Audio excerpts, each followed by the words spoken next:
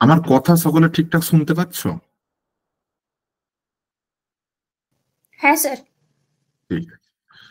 Good evening প্রত্যেককে। শুভ সন্ধ্যা।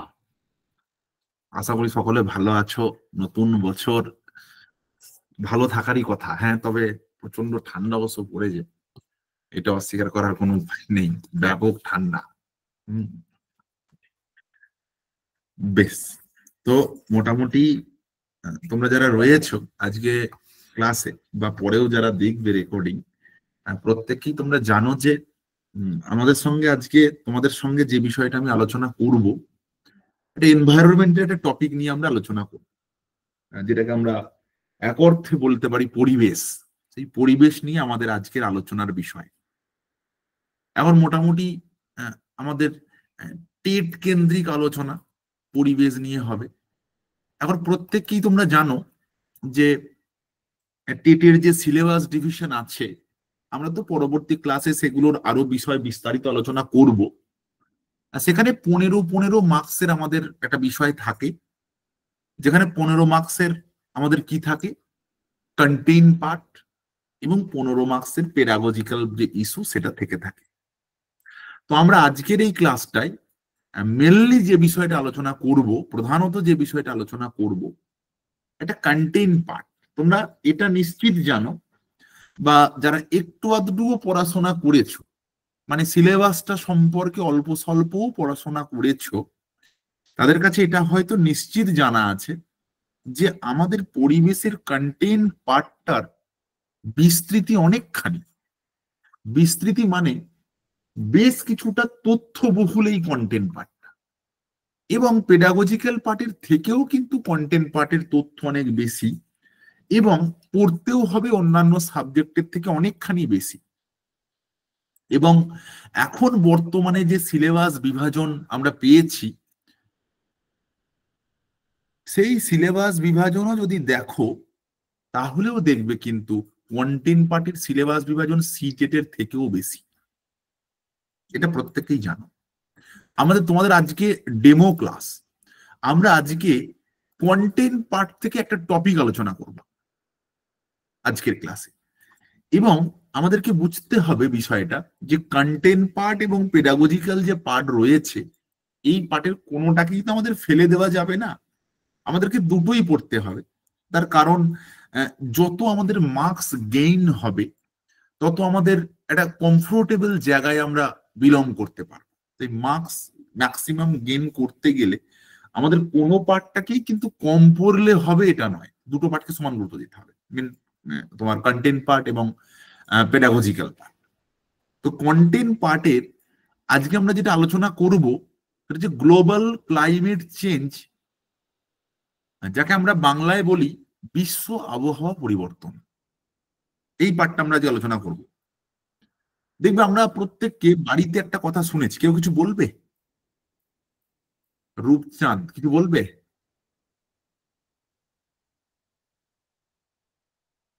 কিছু বলবে? হাই লিখছো রূপচাঁদ মল্লিক, কিছু বলবে কি?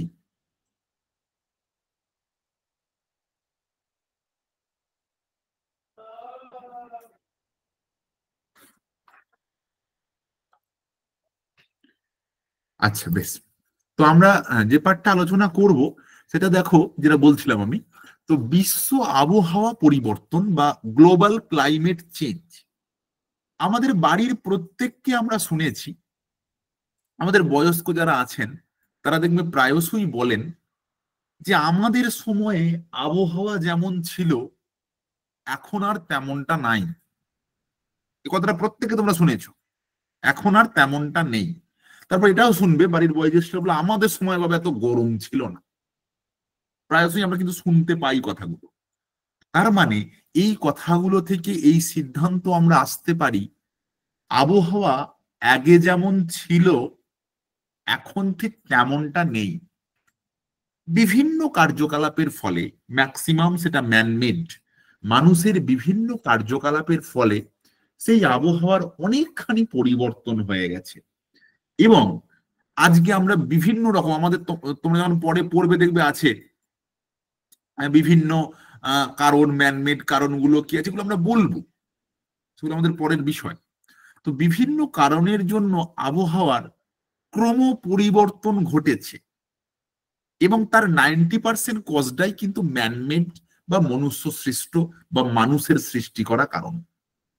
তো এই যে আমরা বলছি গ্লোবাল ক্লাইমেট চেঞ্জ বা বিশ্ব আবহাওয়া পরিবর্তন হয়ে গেছে, আমরা এই পৃথিবী জুড়ে ঘটা 4টি ঘটনা যেটা আমাদেরকে ইন্ডিকেশন দিচ্ছে যে গ্লোবাল ক্লাইমেট চেঞ্জ।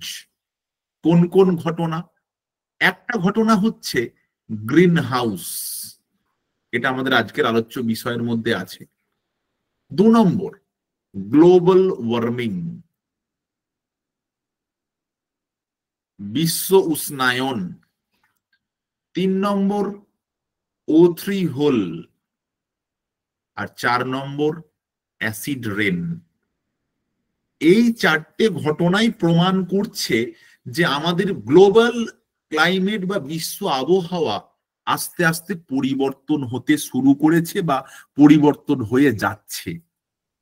এবার এই 4টে ঘটনার মধ্যে প্রথমে যে ঘটনাটা আছে, that is green house effect, এটাই আমাদের প্রথম আলোচ্য বিষয়। এই গ্রিন হাউস ইফেক্ট জানার আগে আমাদেরকে জানতে হবে যে গ্রিন হাউস বিষয়টা কি। গ্রিন হাউস বা বাংলা কথায় যাকে আমরা বলি সবুজ ঘর। সবুজ ঘরটা কি?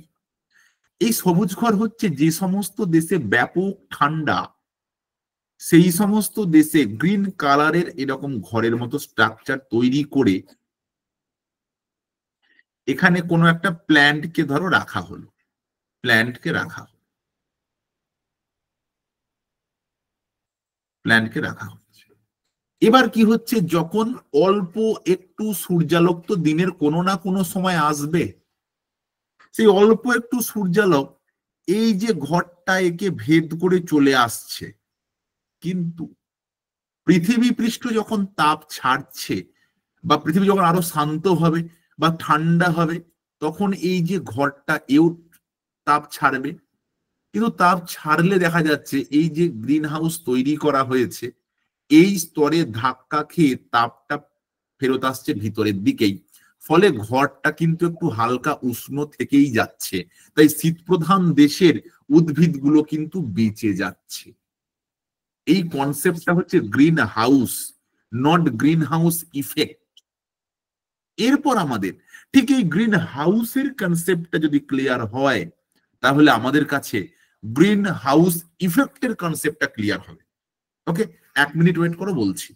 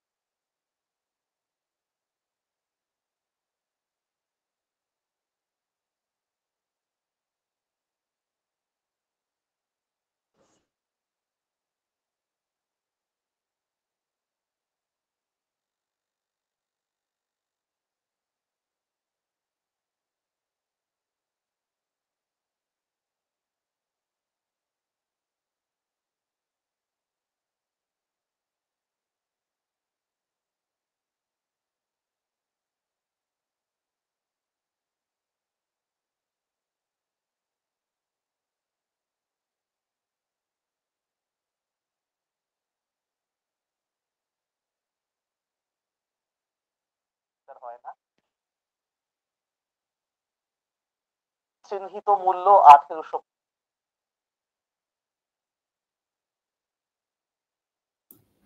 হ্যাঁ বলো, কিছু বলছো? এবার আমরা গ্রিন হাউস ইফেক্টের কনসেপ্টটা বুঝবো। গ্রিন হাউস হয়ে গেল কিন্তু আমাদের, এবার আমরা আসবো ইফেক্ট। দেখো, এইটাই আমাদের পরিবেশের সমস্যা, that is green house effect. এই জিনিসটা কি? দেখো, আমাদের কার্যকলাপের ফলে বিভিন্ন ধরনের গ্যাসের প্রকোপ পৃথিবীতে বাড়ছে, যেমন carbon dioxide, methane, chlorofluorocarbon, NO2, ozone, জলীয় বাষ্প, এগুলোর প্রকোপ ব্যাপকভাবে বৃদ্ধি পাচ্ছে। এর ফলে কি হচ্ছে ভালো করে বুঝবে, ছবিটা দেখবে। একটা ছবি দেখাবো, দেখো ভালো করে বুঝবে। যখন সূর্য থেকে তাপ আসছে, এই যে সোলার এনার্জি আসছে, তখন এই পৃথিবীটা আমাদের গোলাকার, একে ভেদ করে প্রবেশ করলো, মাটিতে প্রবেশ করছে, কোনো অসুবিধা নেই।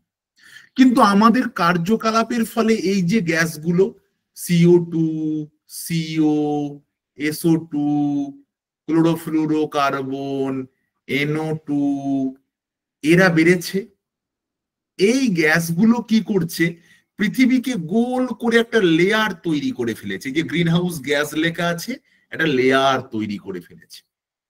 এর ফলে যখন সূর্যরশ্মি আসছে তখন কোনো সমস্যা নেই, এর যখন আসে তখন এর ভেদন ক্ষমতা মারাত্মক, এ ভেদ করে চলে আসছে, পৃথিবীকে উত্তপ্ত করছে সূর্যরশ্মি।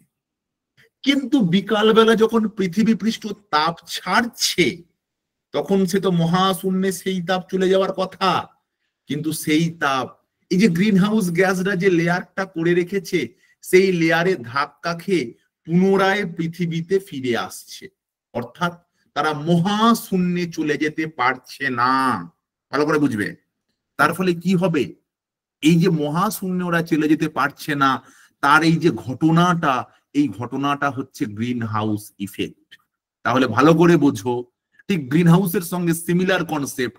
সূর্য রশ্মি যখন আসছে তখন কোনো সমস্যা নাই, কিন্তু যখন ফেরত যাচ্ছে সমস্যাটা তখন সৃষ্টি হচ্ছে।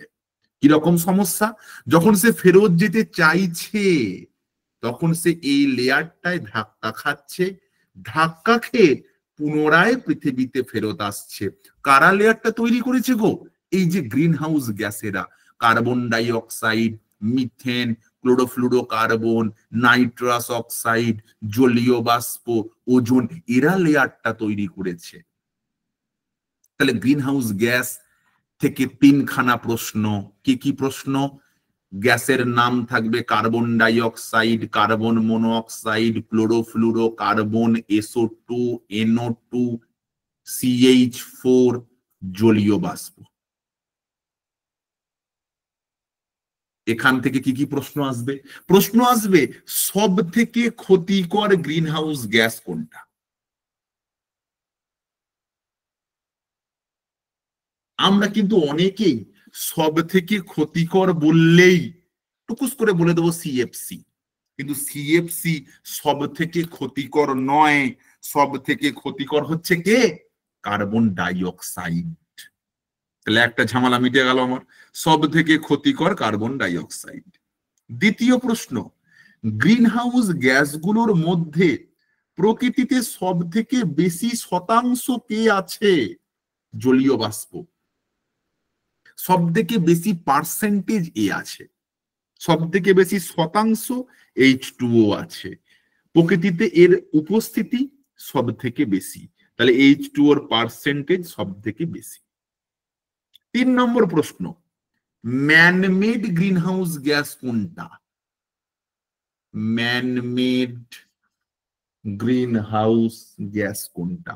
অ্যাকচুয়ালি এই গ্যাসটা প্রকৃতিতে আগে কোনোদিনও ছিল না, আমাদের কার্যকলাপের ফলে এই গ্যাসটা প্রচুর পরিমাণে সৃষ্টি হয়েছে।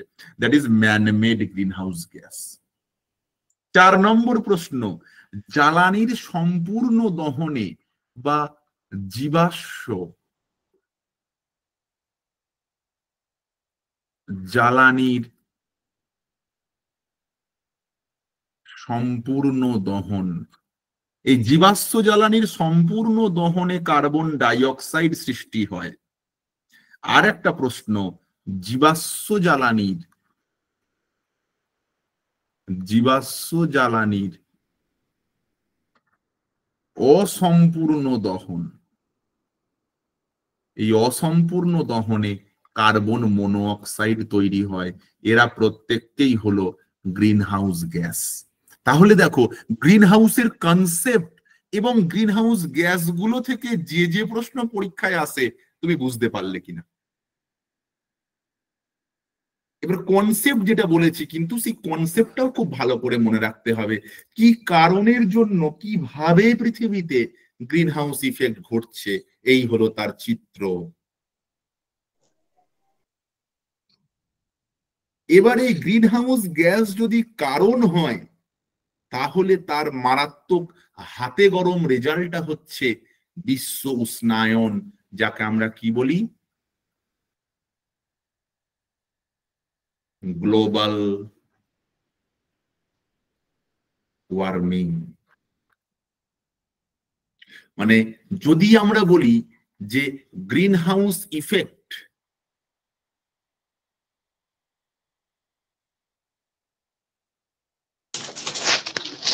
এটা কারণ, তাহলে গ্লোবাল ওয়ার্মিংটা হলো তার রেজাল্ট, অর্থাৎ তার ফলাফল। কারণ আমরা একটু আগে কি দেখলাম, আমরা একটু আগে দেখলাম এই যে আমাদের পৃথিবী, সূর্য রশ্মি যখন আসছে তখন তার ভেদন ক্ষমতা বেশি, তাই এই পৃথিবীকে ভেদ করে চলে আসছে। কিন্তু যখন সে ফেরত যাচ্ছে, আমাদের পৃথিবীর চারপাশে যে ঘিরে আছে, কি লেয়ার ঘিরে আছে, এই যে একটা স্তর ঘিরে রয়েছে, এই স্তরটার কি নাম? এই স্তরটার নাম হচ্ছে কাদের দ্বারা স্তর? গ্রিন হাউস গ্যাসরা যে স্তরটা তৈরি করেছে। এই স্তরে কে কে গ্যাস আছে?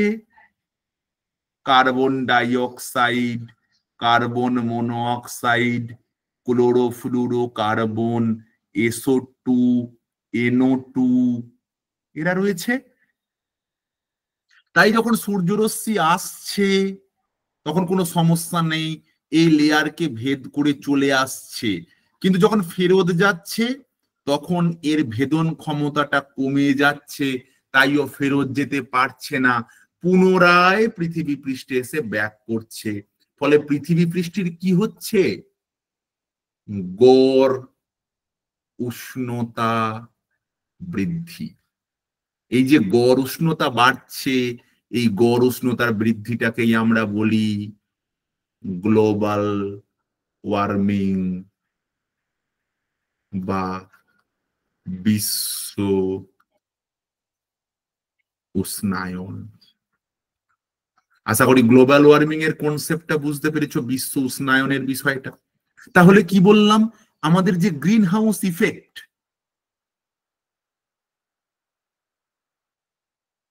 এটা আমাদের কি বললাম আমি, এটা হলো কারণ, বা বলতে পারি এটাই হলো আমাদের সেই ঘটনাটা। আর সেই ঘটনার হাতে গরম রেজাল্ট আমরা কি পাচ্ছি? That is global warming. তাহলে গ্লোবাল ওয়ার্মিং এর জন্য দায়ী কে কে? এই carbon dioxide, carbon monoxide, chlorofluorocarbon, SO2, NO2, তোমার জলীয় বাষ্প, এরাই দায়ী। কারণ কি? এরা তো দায়ী হবেই, কারণ এরাই যে গ্রিন হাউস গ্যাস, আর এই গ্রিন হাউস গ্যাসেদের রেজাল্টটাই তো গ্লোবাল ওয়ার্মিং বা বিশ্ব উষ্ণায়ন। তাহলে ব্যাপক নগরায়ন, শিল্পায়ন, যানবাহনের পরিমাণ বৃদ্ধি হওয়ার ফলে পৃথিবীতে গ্রিন হাউস গ্যাসের পরিমাণ বৃদ্ধি পাচ্ছে। এই গ্রিন হাউস গ্যাসের পরিমাণগুলো কেন বৃদ্ধি পাচ্ছে? যত বৃদ্ধি পাচ্ছে এই মহাশূন্যে তাপ বিলীন হয়ে যেতে পারছে না, তাই পুনরায় ভূপৃষ্ঠে ফেরত এসে পৃথিবীর গড় যে উষ্ণতা সেটাকে বাড়িয়ে তুলছে। এই গড় উষ্ণতা বাড়িয়ে তোলাটাই হলো গ্লোবাল ওয়ার্মিং বা বিশ্ব উষ্ণায়ন। গ্লোবাল ওয়ার্মিং বা বিশ্ব উষ্ণায়ন। তাহলে বিশ্ব উষ্ণায়নের যে কথা আমরা বলছি, সেই বিশ্ব উষ্ণায়নের কারণটা কি গো? বিশ্ব উষ্ণায়নের কারণ হচ্ছে এই পৃথিবী জুড়ে আমাদের প্রতিনিয়ত যানবাহন, কলকারখানা, সেখান থেকে নির্গত হওয়া বিষাক্ত ধোঁয়া, এই সমস্ত কারণের জন্যই গ্লোবাল ওয়ার্মিং ঘটছে, বিশ্ব উষ্ণায়ন ঘটছে। এবার যদি আমাদের বলে যে বিশ্ব উষ্ণায়নের প্রভাবে কি হচ্ছে, দেখো প্রথম প্রভাবটা আমরা সবাই হাড়ে হাড়ে টের পাই। কিছুদিন পরেই এই যে বিশাল ঠান্ডা, এই ঠান্ডা কমে গেলেই শুরু হবে সারা বছর শুধু গরম আর গরম। অর্থাৎ আবহাওয়া আগের মতো নেই, ইনক্রিজ ডে বাই ডে। অত্যন্ত গরম, খরা, অ্যাসিড রেইন, অতিবৃষ্টি, অনাবৃষ্টি, অর্থাৎ প্রকৃতি যেন একটা লাগাম ছাড়া ভাব হয়ে গেছে। প্রকৃতি আর আগের মতো নেই। প্রাকৃতিক দুর্যোগ দেখবে এখন বৃষ্টি, বর্ষার সময় বর্ষা না হয়ে প্রায়শই আমরা শুনতে পাই এটা ওটা সেটা ঘূর্ণিঝড়ের নাম। এরা মারাত্মক আজকে ব্যাধির কারণ। এই পয়েন্টটা খুব গুরুত্বপূর্ণ। মেরু অঞ্চলের বরফ গলন, এই মেরু প্রদেশের বরফ যত গলতে থাকবে তত কি হবে, আস্তে আস্তে আস্তে আস্তে পৃথিবীর যে সমুদ্র পৃষ্ঠ আছে তার উচ্চতা বাড়তে থাকবে। উচ্চতা বাড়তে বাড়তে তার দুপাশের যে জীবমণ্ডল আছে, তার দুপাশে যে ল্যান্ড আছে, সেই ল্যান্ড গভীরে চলে যাবে, সমুদ্রের গভীরে চলে যাবে। মেরু প্রদেশের বরফ গলন মারাত্মক সমস্যা। সমুদ্র পৃষ্ঠের উচ্চতার পরিবর্তন যেটাকে আমরা বলে থাকি, সেই ঘটনাগুলো ঘটতে শুরু করবে। ওকে, জীববৈচিত্র্য ধ্বংস। ধরো আস্তে আস্তে সমুদ্রের অতলে পৃথিবীর সমস্ত জিনিস চলে যাচ্ছে, তাহলে পৃথিবীর এই ভূপৃষ্ঠের ওপরে যে জীববৈচিত্র্য আছে, যে বায়োডাইভার্সিটি আছে, প্রাণী উদ্ভিদ তাদের বৈচিত্র্য, সেই বৈচিত্র্য আস্তে আস্তে গভীরে তলিয়ে যাবে। গভীরে তলিয়ে যাওয়ার সাথে সাথে পৃথিবীতে প্রাণ বিপর্যস্ত হয়ে উঠবে, প্রাণ ধ্বংসর দিকে আস্তে আস্তে এগিয়ে চলে যাবে। ওকে, তাহলে জীববৈচিত্র্য ধ্বংস হয়ে যাবে। বিভিন্ন রকম রোগ ব্যাধি, ম্যালেরিয়া, অ্যাজমা, অ্যালার্জি, তার বিস্তার ঘটতে থাকবে। ওকে, ব্যাস, তাহলে এগুলো হচ্ছে গ্লোবাল ওয়ার্মিং এর ফলাফল। তাহলে এ মতো অবস্থায় আমরা কিভাবে বাঁচবো বিশ্ব উষ্ণায়নের হাত থেকে? আজকে গোটা পৃথিবী ব্যাপী, it is a international issue, গোটা পৃথিবী ব্যাপী এই চিন্তা শুরু হয়েছে যে কিভাবে আমরা বিশ্ব উষ্ণায়নের হাত থেকে রেহাই পাবো। প্রথমেই আছে পৃথিবীর তাপমাত্রাকে, বৃদ্ধিকে কমাতে হবে। কমানোর উপায় কি? আমাদের যে সমস্ত জায়গা থেকে গ্রিন হাউস গ্যাসরা বেশি বেরোচ্ছে, জীবাশ্ম জ্বালানি, তাদের ব্যবহার কমিয়ে বিকল্প জ্বালানির সন্ধান করতে হবে। অর্থাৎ আমরা ব্যবহার করছি কয়লা, খনিজ তেল, প্রাকৃতিক গ্যাস, এগুলোর পরিবর্তে আমাদেরকে ব্যবহার করা শুরু করতে হবে সৌরশক্তি, বায়ু শক্তি, জোয়ার ভাটা শক্তি, বায়োগ্যাস। আর এই পৃথিবীর অন্যান্য অনেক সমস্যার সমাধান যার হাতে লুকিয়ে আছে, সেটা নাথিং বাট কি, সেটা হচ্ছে যেখানে আমরা সেই সমস্যার সমাধান পাই প্ল্যান্টেশন, প্রাকৃতিক বন তৈরি, বনকে সংরক্ষণ করা, বনসৃজন করা, পরিবেশ বান্ধব শিল্প, এগুলোর মাধ্যমে আমাদের মুক্তি লুকিয়ে আছে। এছাড়া আর কিন্তু মুক্তির উপায় নাই। তাই প্রচুর পরিমাণে গাছ এবং কি একটা মাস অ্যাওয়ারনেস প্রয়োজন। তুমি একা সচেতন বা আমি একা সচেতন হলে হবে না। বিশ্ব উষ্ণায়ন তোমার একার গল্প নয়, আমার একার গল্প নয়, গোটা বিশ্ব জুড়ে সমস্ত মানুষের মাথা ব্যথা, গোটা বিশ্বের সমস্ত মানুষের প্রবলেম। এবং এটা সৃষ্টি তুমি একা করনি, আমি একা করিনি, গোটা বিশ্ব এর জন্য দায়ী। তাই একটা বৈপ্লবিক চিন্তাধারা, মানুষের মনের পরিবর্তন, মানসিকতার পরিবর্তন, এই চিরাচরিত শক্তির পরিবর্তে প্রচলিত শক্তির পরিবর্তে অপ্রচলিত শক্তির ব্যবহারই একমাত্র রাস্তা এই জায়গা থেকে আমাদের বেরিয়ে আসা। তাহলে এখান থেকে কিরকম প্রশ্ন আসে যে সব থেকে ক্ষতিকর গ্রিন হাউস গ্যাস কোনটা? সব থেকে ক্ষতিকর গ্লোবাল ওয়ার্মিং এর জন্য দায়ী কে? বললো নিম্নের কোনটি গ্লোবাল ওয়ার্মিং এর রেজাল্ট? এগুলো হচ্ছে আমাদের কিন্তু প্রতি স্টেপে স্টেপে আসা প্রশ্ন। আমরা তো যখন পড়বো তখন চ্যাপ্টার ওয়াইজ কোয়েশ্চেন নিয়ে আলোচনা করবোই। আমি আজকে শুধু তোমাদের চ্যাপ্টারটা বোঝাচ্ছি, তাহলে আমরা দেখো দুটো ঘটনা বুঝতে পারলাম। একটা ঘটনার নাম গ্রিন হাউস ইফেক্ট, আর একটা ঘটনার নাম গ্লোবাল ওয়ার্মিং।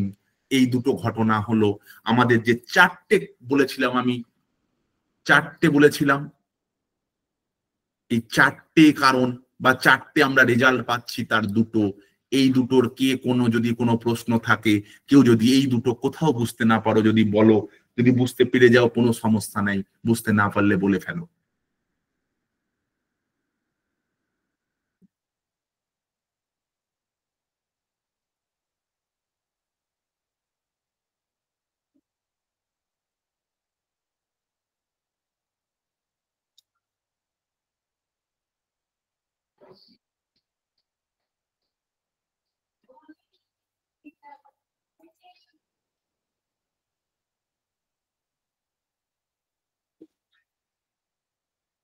বুঝতে পেরেছো? ওকে, এবার আমরা তৃতীয় ঘটনায় আসব। এই তৃতীয়টায় আমরা অ্যাসিড রেনটা আলোচনা করছি, বা যেটাকে আমরা বলে থাকি অ্যাসিড বৃষ্টি আলোচনা করছি। দেখবে এটাও কিন্তু পৃথিবীতে আজ মারাত্মক সমস্যা। আগে আমাদের জীবন বিজ্ঞানে একটা প্রশ্ন পড়তো যে সব থেকে বিশুদ্ধ জল কোনটা? সব থেকে বিশুদ্ধ জল কোনটা? আমরা নির্দ্বিধায় লিখতাম বৃষ্টির জল। শিলাজিৎ গান বেঁধেছিল, তুমি বৃষ্টি ভিজো না, ঠান্ডা লেগে যাবে। এখন যদি বলে সব থেকে বিশুদ্ধ জল, আর বৃষ্টির জলকে বলা যাচ্ছে না, এখন বলতে হচ্ছে ঝর্ণার জল। কারণ বৃষ্টির জল আজ অ্যাসিড বৃষ্টিতে আক্রান্ত, বৃষ্টির জল আজ আর বিশুদ্ধ নাই। তাহলে কি পরিবেশগত সমস্যার জন্য আজকে অ্যাসিড বৃষ্টি একটা মারাত্মক রকম দায়ী। এই অ্যাসিড বৃষ্টি কি? অ্যাসিড বৃষ্টি বোঝার আগে আমরা বুঝবো পিএইচ কি। পিএইচ মানে হচ্ছে কোন দ্রবণে H+ আয়নের গাঢ়ত্ব।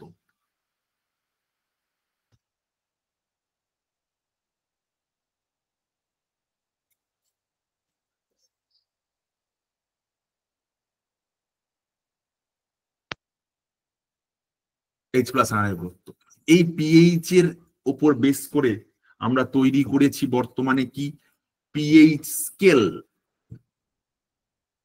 পিএইচ স্কেলের বিষয়টা কি? এই কোন দ্রবণে H+ আয়নের গাঢ়ত্ব, ধর মাঝে 7, তারপর 6, 5, 4, 3, 2, 1, 8, 9, 10, 11, 12, 13, 14। বলছে এই মানটা যত 7-এর কম হবে সেই দ্রবণ তত অ্যাসিড, আর যত 7-এর বেশি হবে সেই দ্রবণ তত ক্ষার। আর 7 হলে সেটা হচ্ছে নিউট্রাল। অর্থাৎ যদি অ্যাকচুয়ালি প্রশ্ন আসে একদম যদি বিশুদ্ধ জল হয় তার পিএইচ 7 হওয়া উচিত, মানে যেটা হেমা মালিনী অ্যাড দেয়, কেন্ড দেতা হ্যায় সর্বশুদ্ধ পানি, তাহলে তার পিএইচ হওয়া উচিত 7। কিন্তু যদিও আমরা যে জল খাই তার পিএইচ 6.5 থেকে 7.5 এর মধ্যে হয়। তাহলে এটা হচ্ছে পিএইচ স্কেল। কোন দ্রবণের H+ আয়নের কতটা গাঢ়ত্ব, তাই অনুযায়ী আমরা বিচার করে পাই সেটা অ্যাসিড না ক্ষার। তাহলে অ্যাসিড রেনের যখন আমরা কনসেপ্ট পড়ছি, যখন বৃষ্টির জলের সঙ্গে অ্যাসিড মিশে পড়ছে তখন তার পিএইচটা 5.456 এরকম হয়ে যাচ্ছে। তার মানে দ্রবণটা কি হচ্ছে? দ্রবণটা প্রকৃতিতে হয়ে যাচ্ছে অ্যাসিড। তাই এখন শিলাজিতের গানটা তুমি বৃষ্টি ভিজো না, ঠান্ডা লেগে যাবে, সেটা না বলে বলতে হবে তুমি বৃষ্টি ভিজো না, তোমার গায়ে নুন নুন দাগ ফুটে উঠবে। তুমি বৃষ্টিতে ভিজে আসবে, দেখবে তোমার স্কিনে লবণের মতো কি একটা পড়েছে। তার কারণ আমাদের কলকারখানা থেকে সৃষ্টি হচ্ছে মারাত্মক দুটো গ্যাস, SO2, NO2। এই SO2 এবং NO2 জলীয় বাষ্পর সঙ্গে বিক্রিয়া করছে, উৎপন্ন করছে কি H2SO4, আবার H2NO2 এর সঙ্গে বিক্রিয়া করে উৎপন্ন করছে HNO3। এরা কি? এরা মারাত্মক রকম অ্যাসিড ইন নেচার, একটা মারাত্মক রকম অ্যাসিড। এর জন্য এই অ্যাসিড গুলো যখন বৃষ্টির জলের সঙ্গে পড়ছে তখনই ঘটনাটা ঘটছে অ্যাসিড রেন। তাহলে ভাবো, মাটিতে যদি এই মারাত্মক অ্যাসিড গুলো পড়তে থাকে, মাটির যে ফার্টিলিটি পাওয়ার সেটা কমে যাবে, মাটির উৎপাদন কমছে, জল দূষণ বাড়ছে। সব থেকে বড় মারাত্মক ঘটনা, that is stone cancer. Stone cancer, যেটাকে আমরা বলছি কি বিভিন্ন স্থাপত্য স্মৃতিসৌধ যেমন আগ্রার তাজমহল, এগুলো কি দ্বারা তৈরি?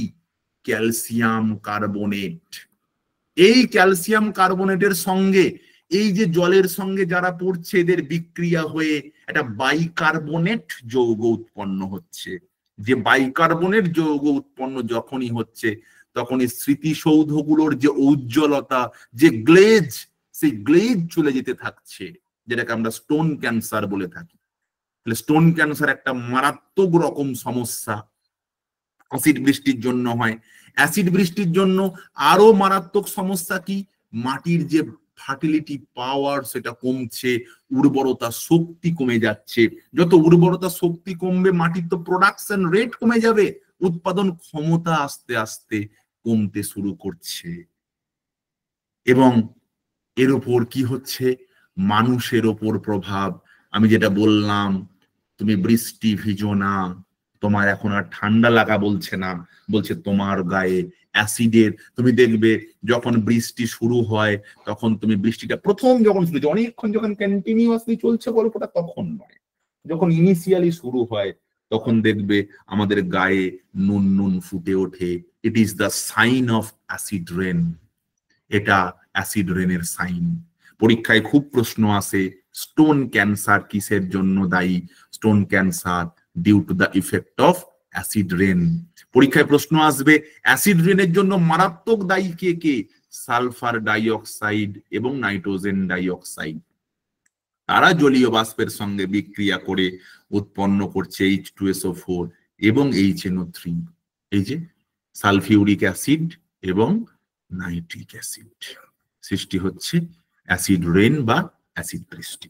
এটা হলো 3 নম্বর ঘটনা, পরিবেশ বা বিশ্ব আবহাওয়া পরিবর্তনের 1, 2, 3। বলো কে অ্যাসিড রেন বুঝতে পারোনি বা অ্যাসিড বৃষ্টি বুঝতে পারোনি, বা অ্যাসিড বৃষ্টি থেকে যদি কোনো প্রশ্ন থেকে থাকে বলে ফেলো।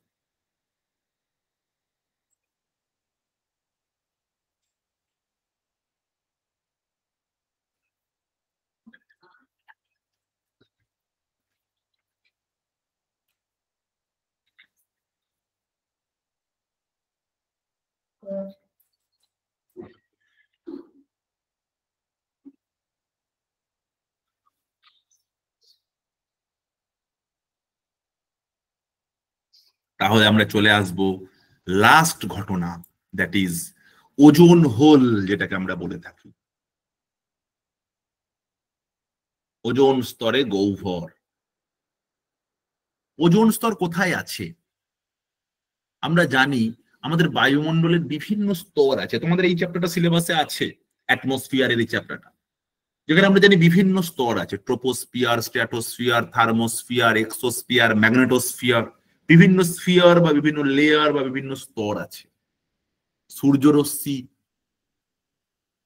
আসছে, এই সেকেন্ড লেয়ার স্ট্র্যাটোস্ফিয়ার, এখানে রয়েছে কে? O3 বা ওজোন। ওজোনটা অ্যাকচুয়ালি কি? এ হচ্ছে অক্সিজেনের বহুরূপতা, অক্সিজেনের একটা বহুরূপ বা বহুরূপতা। তো এ কি, যখন সূর্যরশ্মি আসবে তখন সূর্যরশ্মিতে থাকা ক্ষতিকর যে ইউভি রে, আই মিন আল্ট্রা ভায়োলেট রশ্মি, তাকে শোষণ করে নেয়। এখন এই আল্ট্রা ভায়োলেট রশ্মি যদি আসতে থাকে না, তাহলে আমাদের ত্বকে পড়লে ত্বকে ক্যান্সার, আমাদের ইমিউনিটি পাওয়ার আস্তে আস্তে কমতে থাকবে। তাই যখন আল্ট্রাভায়োলেট রে আসছে তখন তাকে প্রতিরোধ করাটা খুব প্রয়োজন, যেটা এই স্ট্র্যাটোস্ফিয়ারে থাকা ওজোন লেয়ার করে। কিন্তু বর্তমানে আমাদের ব্যবহারের বিভিন্ন ক্লোরিন জাতীয় পদার্থ যেগুলো আমরা ইউজ করি, ক্লোরোফ্লুরোকার্বন, CCl4, এরা কি করছে? ওজোন স্তরে গর্তের সৃষ্টি করেছে বা ওজোন স্তরে হোল সৃষ্টি করেছে। তার ফলে কি হচ্ছে? এখন আল্ট্রাভায়োলেট রশ্মি পৃথিবী পৃষ্ঠে প্রবেশ করে যাচ্ছে, মানুষের ত্বকে এসে বিভিন্ন রকম অ্যালার্জি, বিভিন্ন ইমিউনিটি পাওয়ার কমানো, এগুলো ঘটাচ্ছে। মোটামুটি 1840 সালে প্রথম ওজোন গ্যাস আবিষ্কার হয়। পরবর্তীকালে ওজোন স্তর আবিষ্কার হয় 1913 খ্রিস্টাব্দে, আর 1980 খ্রিস্টাব্দে প্রথম আন্টার্কটিকায় দেখা গেল এই ওজোন স্তরে গহ্বর। দেখবে ওজোন স্তরে গহ্বরের প্রাকৃতিক কারণ, মনুষ্য কারণ দুটোই হয়, তবে এই মনুষ্য সৃষ্ট কারণটাই কিন্তু 90% দায়ী। কিসের জন্য 90% দায়ী? কিসের জন্য? ওজোন স্তর বিনাশের জন্য। এ দেখো বন্ধুরা, বলছিলাম ক্লোরোফ্লুরোকার্বন।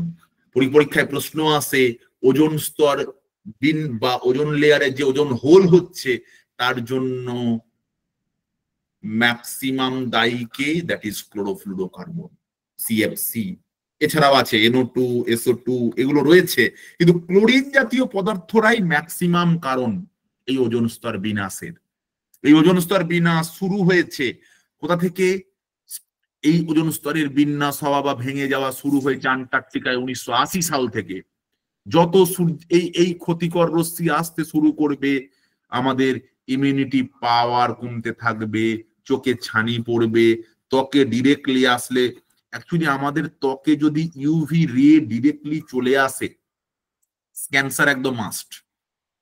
মানুষের বিলুপ্তি ঘটবে, প্রজাতি ধ্বংস হতে শুরু করবে এই ক্ষতিকর রশ্মির প্রভাবে। মানুষের প্রজনন ক্ষমতা কমে যাবে, নখ চুল নষ্ট হবে, আলটিমেট উভচর প্রাণীর সংখ্যা এবং মানুষের গড় আয়ু দুটোই কমতে থাকবে। দেখো বলছে এর কারণে বিশ্বে প্রায় 5 লক্ষ মানুষ স্কিন ক্যান্সারে আক্রান্ত হবে, এই আল্ট্রাভায়োলেট রে বা অতি বেগুনি রশ্মি। আর এই আল্ট্রাভায়োলেট রের জন্য উদ্ভিদেরও ব্যাপক ক্ষতি। উদ্ভিদের হলুদ হয়ে যাবে, ক্লোরোসিস রোগ হবে, পাতা ঝরা রোগ হবে, উদ্ভিদের ফার্টিলিটি পাওয়ার কমবে, আগাছার পরিমাণ বেড়ে যাবে, শস্যের উৎপাদন ক্ষমতা কমে যাবে, ফসলে আগাছার পরিমাণ বেড়ে যাবে, পাতাগুলো হলুদ হয়ে ক্লোরোসিস রোগের সৃষ্টি হবে। তাহলে এটা এমন ক্ষতিকর। তাহলে ওজোন স্তরকে বাঁচানোর জন্য আমাদের কি প্রতিকার আছে?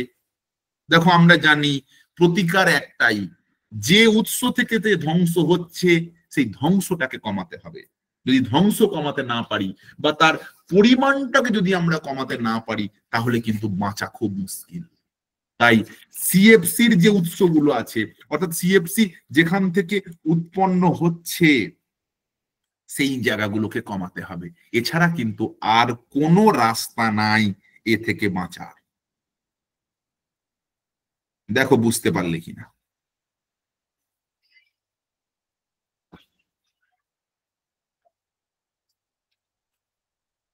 তাহলে ক্লোরোফ্লুরো কার্বন কোথা থেকে আসছে? আমাদের বর্তমানে ব্যবহার হওয়া যে সমস্ত জায়গা, এয়ার কন্ডিশনার, রেফ্রিজারেটর, ফোম শিল্প, রং শিল্প, এইগুলো। কারণ কি? এটা কমাতে হলে কিন্তু CFCটাতেই নজর দিতে হবে। এছাড়া বাকিগুলো কিন্তু খুব মাইনর কারণ, CFCটাই ম্যাক্সিমাম কারণ। দেখবে পরীক্ষায় প্রশ্ন এসেছে, মন্ট্রিল চুক্তি ওজোন স্তরের এই যে সংরক্ষণের ওপর হয়েছিল, তার কারণ কি? এই ওজোন স্তরের যে ক্ষতি, এটাও কিন্তু কোনো ন্যাশনাল ইস্যু নয়, এটাও একটা ইন্টারন্যাশনাল ইস্যু। এটাও একটা ইন্টারন্যাশনাল সমস্যা, আন্তর্জাতিক সমস্যা। তাই আন্তর্জাতিক সমস্যা বলে পৃথিবীর সমস্ত দেশের বিজ্ঞানী মহল আজ চিন্তায় যে কিভাবে আমরা এটাকে রক্ষা করব, কিভাবে আমরা এটাকে বাঁচাবো পৃথিবীটাকে। তার কারণ এই ওজোন স্তরে গর্ত হতে শুরু করলে পৃথিবীতে মানুষ সদা সমস্ত প্রাণী একটা দিন ধ্বংসের পথে এগিয়ে যাবে। অর্থাৎ এই যে গ্লোবাল ক্লাইমেট চেঞ্জ বা বিশ্ব আবহাওয়া পরিবর্তনের যে 4টে ঘটনা আমরা আলোচনা করলাম, তুমি ভাবো তো এই 4টে ঘটনা যদি একসঙ্গে ক্রমবর্ধমান হতে থাকে, আমরা কোথায় গিয়ে পৌঁছাবো, কোথায় গিয়ে দাঁড়াবো? তাই আজকে এগুলো গ্লোবাল ইস্যু, তাই গোটা বিশ্বের বিজ্ঞানী মহল, সুচিন্তিত মানুষজন আজ চিন্তায়। তাই green house effect, global warming, ozone স্তরের গহ্বর, অ্যাসিড রেন, এদের প্রত্যেককে আমরা বলছি এরা প্রত্যেককে বিশ্ব আবহাওয়া পরিবর্তনের জন্য দায়ী ঘটনা। তাই এই চ্যাপ্টারটার নাম গ্লোবাল ক্লাইমেট চেঞ্জ, বা বাংলায় বিশ্ব আবহাওয়া পরিবর্তন। বলো কে কোনখানটা বুঝতে পারবে? স্যার গ্রিন হাউসটা একবার বলবেন তো। গ্রিন হাউস দেখো, ছবিটা দেখলে বুঝে যাবে। গ্রিন হাউস আমাদের কার্যকলাপে সৃষ্টি হওয়া বিভিন্ন gas, carbon dioxide, carbon monoxide, chlorofluorocarbon, sulphur dioxide, NO2, H2O vapour বা জলীয় বাষ্প কি করেছে? পৃথিবীর চারিদিকে এই যে গ্রিন হাউস গ্যাসেরা একটা লেয়ার তৈরি করে রেখেছে। এর ফলে কি হচ্ছে, যখন সূর্য থেকে সৌর শক্তি আসছে, পৃথিবীতে এলো, পৃথিবী উত্তপ্ত হলো, খুব ভালো কথা, কোনো অসুবিধা নাই। এবার একটা সার্টেন টাইম তো পৃথিবীর তাপ ছাড়বে বিকালের দিকে। যখন তাপ ছাড়ছে তখন এই গ্রিন হাউস গ্যাসরা যে লেয়ারটা তৈরি করে রেখেছে, সেই লেয়ারে গিয়ে ধাক্কা খেয়ে তারা পুনরায় পৃথিবীতেই আবার ফেরত আসছে। এই যে ঘটনাটা, এই ঘটনাটা হচ্ছে গ্রিন হাউস ইফেক্ট। আর এই ঘটনাটার জন্য যে কারণটার জন্য যে রেজাল্ট আমরা পাচ্ছি, সেই রেজাল্টটা হলো গ্লোবাল ওয়ার্মিং। তাই বলা হয় গ্রিন হাউস ইফেক্ট যদি কারণ হয়, গ্লোবাল ওয়ার্মিং তার রেজাল্ট। বুঝতে পারলে কিনা দেখো, না বুঝতে পারলে বলো। স্যার কি বলেন স্যার, গ্রিন হাউস এফেক্ট যদি কারণ হয় তাহলে গ্লোবাল ওয়ার্মিং হচ্ছে তার ফলাফল। সেটা আরেকবার বলুন তো, এই জিনিসটা কি বলে? মানে কোনটা বলবো স্যার? এই যে এটা বলেন CO2 CF, সেটা কি বলেন? CO2 CO CFC, এগুলো তো গ্রিন হাউস গ্যাস। এই গ্রিন হাউস গ্যাসরা কি, ধরো এটা আমাদের পৃথিবী, এই গ্রিন হাউস গ্যাসরা পৃথিবীকে একটা লেয়ারের মতো করে ঘিরে রেখেছে। এর ফলে যখন সূর্যরশ্মি আসছে সূর্য থেকে, তখন কোনো সমস্যা নেই, কারণ সূর্যরশ্মি যখন আসে তার ভেদন ক্ষমতা বেশি থাকে।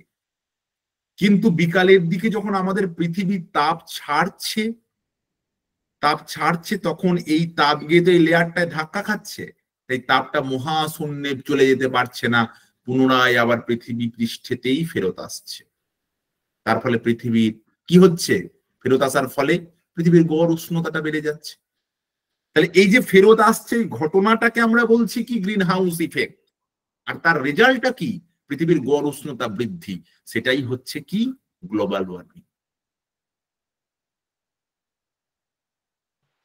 হ্যাঁ স্যার, বুঝতে পেরেছি। হ্যাঁ স্যার পেরেছি। এই বললাম কি, গ্রিন হাউস ইফেক্ট যদি কারণ হয়, গ্লোবাল ওয়ার্মিং তার রেজাল্ট বা ফলাফল। বুঝতে পেরেছ? হ্যাঁ স্যার পারলাম। ভেরি গুড, জিতেন নন্দী। বলো আর যদি কারোর কোনো প্রশ্ন থাকে।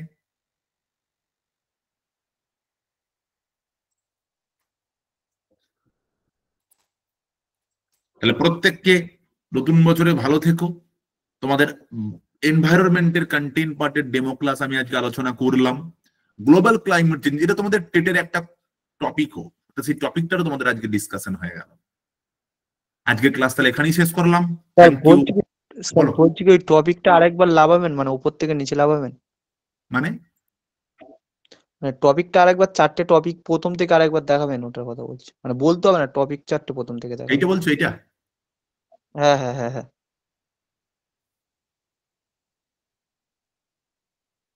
স্যার বলো।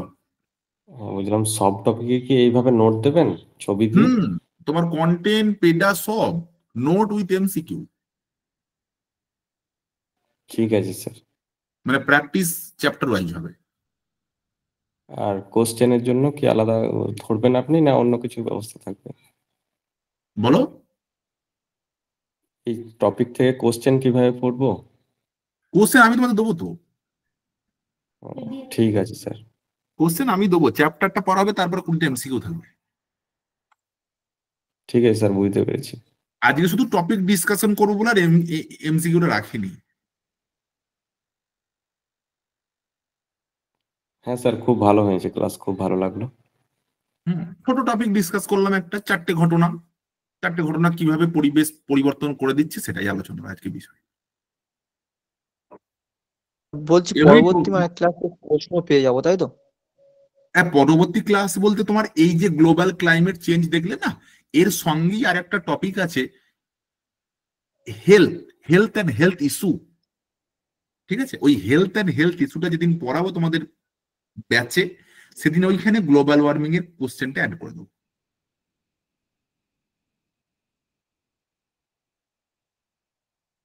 অ্যাকচুয়ালি এইখানে পরপর 4টে চ্যাপ্টার একই ধরনের। একটা হচ্ছে পরিবেশ দূষণ, মানে আমরা বিভিন্ন রকম পলিউশন, তারপর হচ্ছে এই হিউম্যান হেলথ, মানুষের শরীর দূষণের জন্য কি কি রোগ হচ্ছে, আর তার সঙ্গে গ্লোবাল ক্লাইমেট চেঞ্জ। সেই গ্লোবাল ক্লাইমেট চেঞ্জ আজকে পড়ালাম, যে বিভিন্ন দূষণের জন্য আমাদের পরিবেশ কিভাবে বিপন্ন।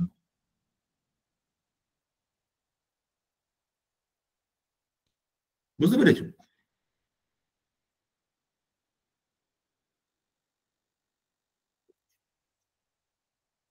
বলো, আর কিছু প্রশ্ন থাকলে বলো।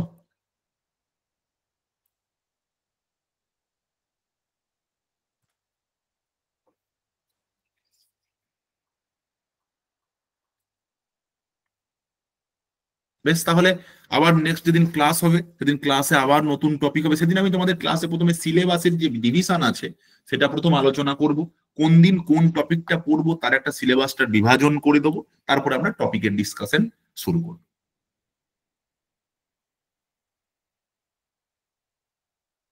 ঠিক আছে স্যার। বুঝতে পেরেছো তো প্রত্যেককে? হ্যাঁ স্যার, বুঝতে পারছি। বেশ, চলো তাহলে নতুন বছর সবাই ভালো কাটুক, এবং নতুন বছর আমরা এটাই প্রার্থনা করি খুব তাড়াতাড়ি আমাদের অ্যাডভার্টাইজমেন্ট বেরোক। ঠিক আছে স্যার। স্যার এই ক্লাসটা কিন্তু কন্টিনিউ চাই। মানে বলো, স্যার এই ক্লাসটা বলে কন্টিনিউ চাই সায়েন্সের। বুঝলাম না জিতেন তোমার কথাটা।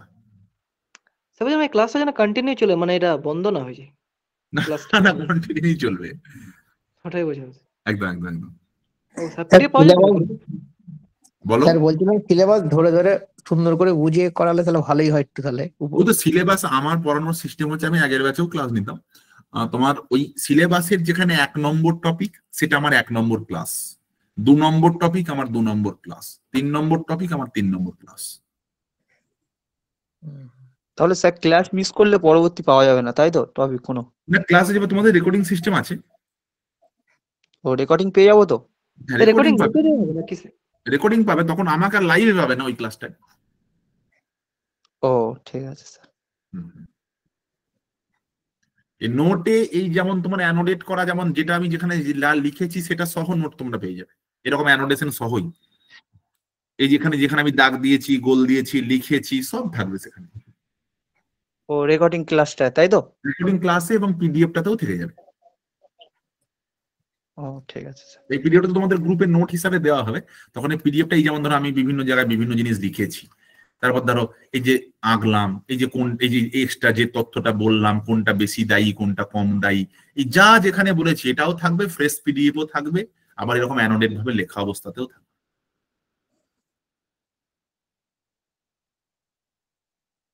বুঝতে পেরেছো? স্যার বলছিলাম ইবিএস এর জন্য বেস্ট বই কি? ইভিএস এর জন্য এই মুহূর্তে 100% বই বাজারে কিচ্ছু নাই, এটা প্রথম কথা। কারণ নতুন সিলেবাসের অনুযায়ী এখনো 100% সিলেবাসকে কভার করে লেখা হয়েছে এমন কোনো বই আমার জানা নাই। স্যার একটা কথা বলবো? হ্যাঁ বলো, কেন বলবে না। বলছি এনটিপিসির জন্য কি বই নেওয়া যায় জিকের জন্য? দাদা এটা তো আজকে তো এনটিপিসি টা ক্লাস নয়। না জানি কে, হ্যাঁ আমি জানি, কিন্তু তাও একটু জিজ্ঞাসা করলাম। হ্যাঁ, এবার কিছু বিষয় মনে হচ্ছে, করবেন না। না না মনে করিনি, এবার আমাকে শুধু একটা জিনিস বলো, তুমি ইংলিশে না বাংলায়? বাংলাটা। প্র্যাকটিস বই? হ্যাঁ। তাহলে কিরণ কিনতে হবে বাবা, কিরণ।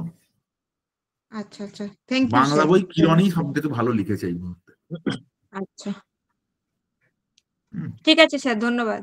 ঠিক ভুলে আছে। গেছি, আমি জানি আজকে এনটিপিসি ক্লাস না, তাও না একটু না ঠিক আছে, জিজ্ঞাসা কোনো করলাম। অসুবিধা নেই, কোনো অসুবিধা নেই। স্যার বলছিলাম পরিবেশের জন্য অনিশ চট্টোপাধ্যায়ের বইটাও তো ভালো হবে টেটে। কিছু চ্যাপ্টার আছে, সব চ্যাপ্টার নেই।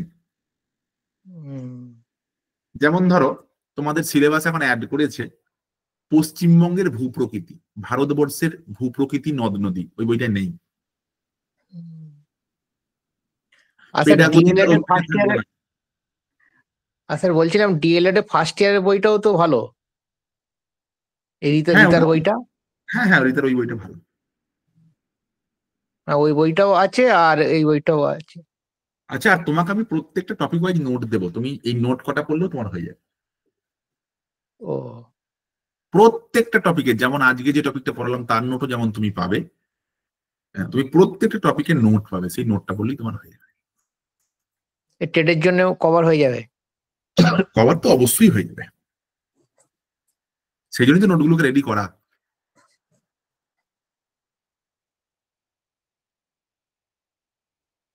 ঠিক আছে, স্যার চলো বলছিলাম, বলো বলো। হ্যালো স্যার, হ্যাঁ বলছিলাম বলো। এই যে নোটস গুলো দেবে, শুধু নোটস গুলো করতে হবে না, এর সাথে ফের আরো এমসিকিউ দেবে, সেইগুলো করতে হবে? দুটোই করতে হবে, দুটোই করতে হবে, সেটাই স্যার। দুটোই করতে হবে। Thank you sir. চলো, থ্যাংক ইউ। চলো তাহলে টাটা। Good night sir.